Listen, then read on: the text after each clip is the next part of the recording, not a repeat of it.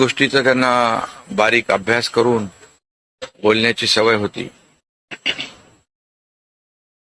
आणि परखड स्पष्ट वक्तेपणा, निर्भीड, रोखठोक बोलणारे असले तरी सुद्धा, त्याला चूक म्हणणारे असले तरी सुद्धा अतिशय मनाने ते निर्मळ होते. याचा अनुभव मी स्वतः घेतलेला आहे. आणि एकदा करायचं ठरवलं की ते अजितदादा करायचे. करतो, बघतो, पाहतो असे शब्द त्यांच्या डिक्शनरीत नव्हते. व्हायचं असेल ते तात्काळ करायचे, नसेल त्याला नाही म्हणायचे. असा स्पष्ट वक्तेपणा या महाराष्ट्राने पाहिलेला आहे. मी असेन, मुख्यमंत्री देवेंद्रजी असतील, अजितदादा असतील, आम्ही टीम म्हणून काम केलं, टीम म्हणून काम करतो.